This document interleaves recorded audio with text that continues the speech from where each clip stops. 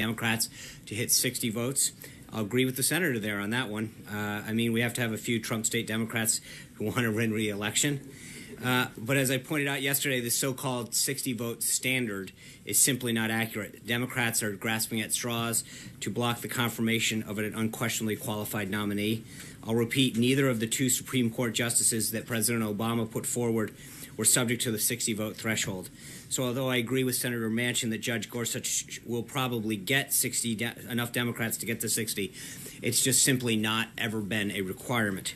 Now on to the events of today. The president started his day by attending the National Prayer Breakfast. It's a tradition that continued over 6 decades, going back to President Eisenhower. The president thanked the American people for their faith and prayers that have sustained and inspired him, noting that the 5 words that he has heard more than any others as he's traveled throughout the country are, "I'm praying for you." He spoke at length about the ISIS genocide against Christians and the oppression of peace-loving Muslims, as well as the threats of extermination against the Jewish people, and made it clear that he believes the United States has a moral obligation to speak out against such violence. He encouraged Americans to remain a tolerant society where all faiths are respected and where all of our citizens can feel safe and secure.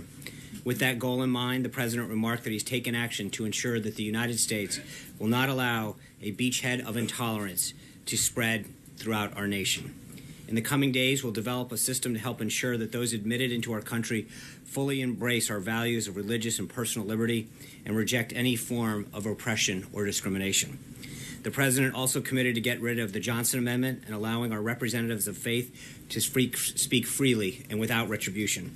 In a particularly poignant moment during his remarks, the president recalled yesterday his visit to Dover Air Force Base to join the family of Chief Ryan Owens as America's fallen hero was returned home. After honoring Chief Owens for giving his life in defense of the American people, the president quoted John 15:13, "Greater love had no man than this, that a man lay down his life for his friends." After returning to the White House this morning, the president held a legislative affairs staff meeting in the Oval Office with his team. The team continues to work closely with Congress to enact the president's agenda. With the nomination of Judge Gorsuch to the Supreme Court, extensive outreach is underway on Capitol Hill, and we look forward to the judge receiving a swift and fair hearing. Between his meetings, the president was pleased to see the EPA Administrator-designate Pruitt was voted out of the Senate Environment and Public Works Committee. As has unfortunately become the practice, the Democrats again boycotted the hearing, requiring a suspension of the rules in order to advance his nomination. Following the strategy session, the president met with Senators Hatch, Wyden, and Congressman Brady and Neal. This meeting was an opportunity for the president to meet with the chairman and ranking members of the Senate Finance Committee and the House Ways and Means Committee to help chart the future of U.S. trade policy. The president has put together an all-star trade team that will work closely with the U.S. Trade Representative and the committees led by these members to craft new trade deals. The president has expressed his concern time and again with NAFTA, which he believes is an out-of-date agreement. The ultimate goal is to ensure that the best and fairest treatment of U.S. workers and businesses, and the president believes that those interests are best secured by bilateral rather than multilateral trade deals. He looks forward to working closely with the USTR and Congress when it comes to issues of trade. For those of you who weren't outside and just saw the Harleys roll up, it's no surprise that this afternoon the president will host a meeting and listening session with Harley-Davidson executives and union representatives. For a list of those individuals, please contact our office. Harley-Davidson's been an American success story since 1901 when William S. Harley, at age 21, completed the blueprint drawing of an engine designed to fit into a bicycle. In 1903, Harley-Davidson began building motorcycles in the United States, and today the company has approximately 6,000 employees and $6 billion in annual revenue. The company's global headquarters is located in Milwaukee, Wisconsin, which may have had something to do with them getting in so quickly. There's a certain staffer. Today, the president will welcome to the White House the latest generation of Harley-Davidson executives to discuss how to make it easier for businesses to create more jobs and factories in the United States. Beyond the company executives, representatives from the machinist and steelworkers unions will also be in attendance. Their motorcycles have carried our American service members in war. They carry our police officers. They keep us safe. They carry the Secret Service as they protect our presidents. And they bring joy to millions of Americans throughout the world. and others throughout the world, rather. The president is looking forward to hosting these leaders from one of America's truly great entrepreneurial success stories. The American worker built this country, and the president is focused on restoring a government that puts their interests first. A few administrative notes. The National Security Advisor, Mike Flynn, today announced additions to the NSC senior staff. David Cattler will be a Deputy Assistant to the President for Regional Affairs. John Eisenberg, Deputy Assistant to the President, NSC Legal Advisor and Department Counsel to the President for National Security Affairs. Kevin Harrington, Deputy Assistant to the President for Strategic Planning, and Kenneth Juster, Deputy Assistant to the President for International Economic Affairs. Lastly, we had a great reaction to our Skype introduction seats yesterday. I know we've had a tremendous amount of requests pouring in from around the country. Please contact the press office if you know of anyone that has an interest in joining us in the future. In terms of the schedule for tomorrow, the President will host a strategic and policy forum. Then in the afternoon, the President will have lunch with General Flynn before departing down to Mar-a-Lago later in the day. With that, I'll take some questions. Katie Pavlich. Hi, John. Thanks for the question. Today, President Trump talked about Christian genocide at the National Prayer Breakfast, and last year, the Obama State Department officially declared a genocide by ISIS against Christians and other minority religious groups in the Middle East and North Africa. Now that Rex Tillerson has been sworn in as a secretary, what specifically is the administration planning to do to comply with the legal obligations of protecting these groups under the UN 1948 treaty? That's a great question. I think Secretary Tillerson's learning his way around the building so far this morning. He gave a great speech talking about his vision and goal for the State Department. I think there'll be further guidance coming out on that, Katie. Right now, his job was to get in, get settled, talk to the employees, make sure they understood. But back to the issue, obviously it's important to the president. It was throughout the campaign. It's something that he addressed this morning, and it's something that he's committed to. Talked about in terms of the executive orders and allowing Christian minorities in key countries seek asylum in the United States. He recognizes that in so many nations, these are the oppressed groups in accordance with how the UN defines refugees. So I think you'll see further guidance with that. Jennifer Wisson. Thanks, John. I have two questions, actually. Today, the president renewed his promise to protect religious liberty, which he says is under threat. Some Americans see religious liberty as code for discrimination. Right. Can you kind of give us a sense of how the president views this tension? It's an interesting question because I this is something that comes up quite a bit. I think there is a line. We have freedom of religion in this country, and I think people should be able to practice their religion, express areas of their faith without reprisal. And I think that pendulum sometimes swings the other way in the name of political correctness. And I think the president and the vice president both understand that one of the things that makes our country and this democracy so great is our ability to express our religion, to believe in faith, to express it, and to live by it. And that's where I think the important part is, whether it's a small business owner or an employee who wants to have some degree of expression of faith at the company. And too often those voices get pushed out in the name of political correctness. So he's going to continue to make sure that we not only speak up for it, but find ways in which we can keep that line a little less blurred and make sure that the pendulum doesn't swing against people. We shouldn't impose a religion on anybody. We're free to express our religion or not have one. That's obviously in our country an equally valid way of living your life. But at the same time, I think people who want to express their faith shouldn't be ostracized because they want to live that. John, Major. If you could give us an example, if you could, of the pendulum swinging in the direction of political correctness, and how is that going to inform the president with his executive order? And as you may know, a draft is circulating around town, and many have wondered if that is going to be a way to either silence those on the left or be a threat to the LGBTQ community. Talk us through both those. Well, I think if you look back to the Little Sisters case, if you look back to other businesses that were under Obamacare, what's that? Would you put Hobby Lobby in that category? I would, yeah, absolutely. I think there's several businesses and several institutions, Catholic institutions and others, that have been mandated or apparently attempted to mandate certain things that they may or may not do or how they have to treat their employees.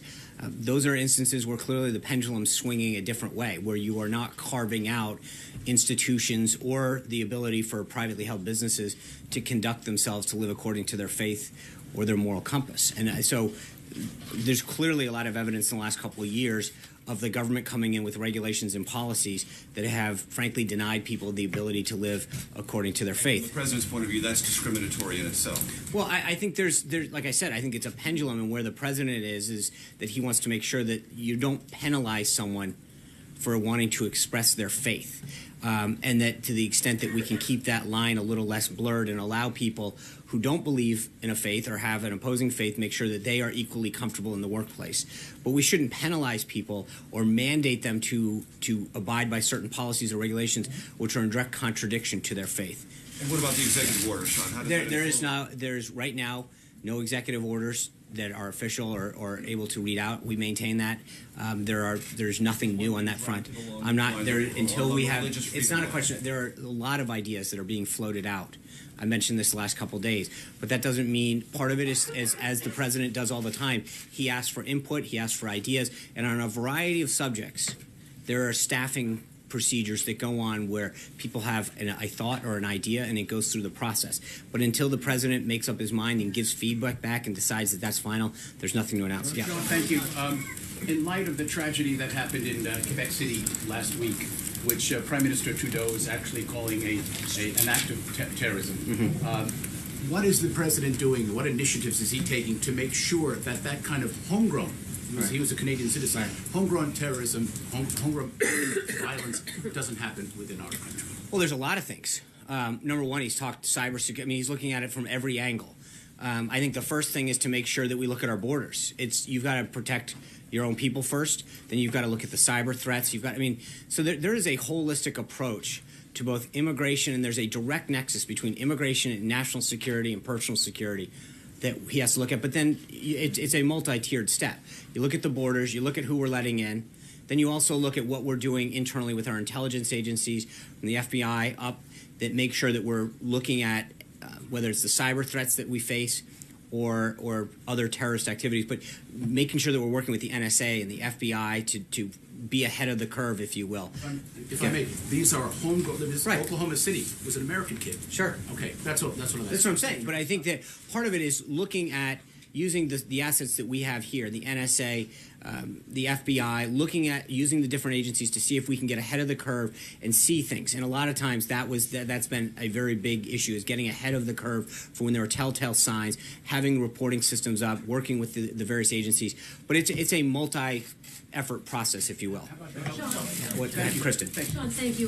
Why is the administration easing sanctions against Russia? Not easing at the sanctions. time The that- Treasury Department, it is, from what I understand, it is a fairly common practice for the Treasury Department, after sanctions are put in place, to go back and to look at whether or not there needs to be specific carve-outs for different, either industries or products and services that need to be going back and forth. But I would refer you back to the Treasury Department on that one. But Sean, hold on, Sean. The language on the Treasury Department website suggests that you are, in fact, easing sanctions and authorizes certain transactions with the Federal Security Service. Does that not suggest a shift? No, it doesn't. From It is, from what I understand, a regular course of action that Treasury does quite often when there are sanctions imposed. But I would refer you back to the Treasury Department. Can you Yes. comment on the call with Australia? Thank you. Could I ask you to describe the tone of the call on the weekend between the Australian Prime Minister and the President, and also outline the President's concerns about the refugee deal in question? And I asked you this earlier this week, but could you clarify whether the deal is on or not? Because the President tweeted last night, "I will study this dumb deal," implying that he's still considering it. Right. The President had a very cordial conversation with Prime Minister Turnbull, where they went through an extensive discussion of this deal. The President is unbelievably disappointed in the previous administration's deal that was made and how poorly it was crafted and the threat to national security it put the United States on. He has tremendous respect for the Prime Minister and for the Australian people and has agreed to continue to review that deal and to ensure that as part of the deal, which was always part of it, that we would go through a very, very extreme vetting process to ensure that every single person that is being offered up is coming here with peaceful intentions and poses no threat to the United States. So he has ensured that while he has respect for the for the Australian people, and respect for Prime Minister Trumbull, that we do not pose a threat to the United States of America. That the deal that he was cut by the last administration is something that he is extremely upset with. He does not like it, but out of respect for him, he's going to allow that process, continue to study, and allow it to move forward under the conditions that have been set, that there will be extreme vetting on every single one of those individuals. Okay, but just for clarity, Yeah. the deal itself is still under review, so is not certain to proceed. Or it will part of proceed the and those people deal will be was allowed. that the deal allows for the United States to vet the individuals that are being offered up to be processed. The president's goal is to make sure that every single one of those people, in accordance with the deal and as discussed in the telephone conversation with the Prime Minister, is subject to extreme vetting to ensure that no one puts it. But I cannot underscore how disappointed he was in the deal that was made and how he thought it was just a horrible deal that was offered up by the United States by this previous administration. Sarah. The president and his national security advisor have been clear if the administration wants to put Iran on notice, but they haven't specified what that is. What options are on the table, and are there any options like military action that might be off the table at this point? So I think General Flynn was really clear yesterday that Iran has violated the joint resolution, that Iran's additional hostile actions that it took against our Navy vessel are ones that we are very clear are not going to sit by and take.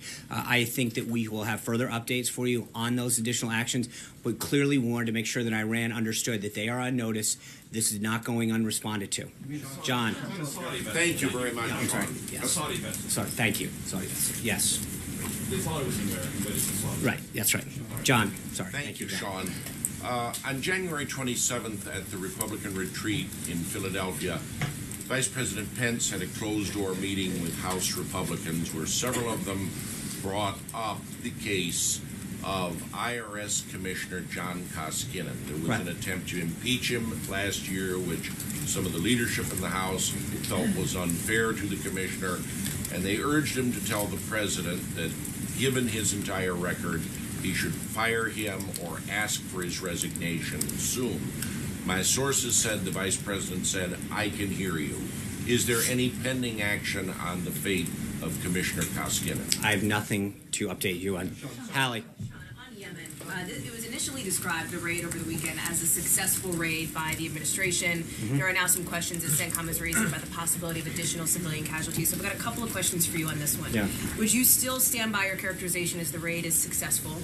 Was the president given multiple options about this raid or just one? And were there consultations with the prior administration's national security officials, military officials about the raid moving forward? Thank you. Actually, I'd like to just walk through that. I appreciate you bringing this up. There is some. Let's go through the tick-tock on that raid. On November 7th, CENTCOM submitted the plan to DOD. Clearly, that was under the last administration. Legal teams were involved immediately when it was submitted to DOD. On December 19th, the plan was approved by the Department of Defense and recommended that it be moved ahead. It was sent then to the National Security Council staff here in the White House. Again, this all happened under the previous administration. On January 6th, there was an interagency deputies meeting. The deputies recommended at that time that they go ahead. It was so easily approved, it was sent straight up. The conclusion was at that time to hold for what they called a moonless night, which by calendar wouldn't occur until then President-elect Trump was President Trump. On January 24th, shortly after taking office, Secretary Defense, then Mattis, read the memo, resent it back up to the White House, conveying his support. On the 25th of January, the president was briefed by General Flynn on Secretary Mattis's recommendation and the status of the operation or potential operation. The president asked to see Secretary Mattis and Joint Chiefs of Staff Dunford. He then, on that evening, had a dinner meeting, which included the president, the vice president, Secretary Mattis, Chairman Dunford, Chief of Staff Priebus, Jared Kushner, Chief Strategist Bannon, General Kellogg, General Flynn, and CIA Director Pompeo, where the operation was laid out in great extent. The indication at that time was to go ahead. On Friday, the 26th in the morning, the Deputies Committee met again. It was not a necessary step because they had previously recommended and also reaffirmed their support for that. On January 26th, the president signed the memo. authorizing the action. So it was not only was it a very, very thought out process by this administration. It had started back in November 7th in terms of clearly well before that, but it was a move forward by CENTCOM on November 7th. This was a very, very well thought out and executed effort. Where was the president the night of the raid? How did he learn about Chief Owens' death? And do you still stand by your characterization that it was successful? The president was here in the residence. He was kept in touch with his national security staff. Secretary Mattis and others had kept him updated on both the raid and the death of Chief Owens, as well as the 4 other individuals that were injured. So he was kept apprised of the situation throughout the evening. And again, I think I would go back to what I said yesterday. It's hard to ever call something a complete success when you have the loss of life or people injured. But I think when you look at the totality of what was gained to prevent the future loss of life here in America, and against our people and our institutions and probably throughout the world in terms of what some of these individuals could have done, I think it is a successful operation by all standards. It is, and again, I want to reiterate, it is tough to ever use the word success when you know that somebody has lost their life. But when you go back and look at an individual that dedicated their life to serving this country and went over and over and over again, knowing that this was not only the risk that he took, but wanted to do it because he knew the threat that these kind of individuals pose to our country and to our people. That's while not a success that you lost him, you know that he died in sacrifice for someone else here in this nation. Hunter Walker. Thank you, Sean. I've seen some criticism of the president's remarks at the prayer breakfast this morning. Can you shed any light on why he thought that was a good venue to mock The Apprentice for its ratings? Look, Mark Burnett, the creator of The Apprentice, who is a longtime supporter of the prayer breakfast, but also has a personal relationship, was there. He meant it as a lighthearted moment, and I think if you look at the totality of his remarks, and they were absolutely beautiful, and I think to hone in on that, it was a lighthearted moment he was trying to have with a big supporter of the National Prayer Breakfast and a personal friend. Guys, I'll be out tomorrow. I want to make sure we all get to see the president now. Thank you, guys. Take care. Bye-bye. Picking a fight with Australia. Sean, why is the president picking a fight with Australia, Balkan?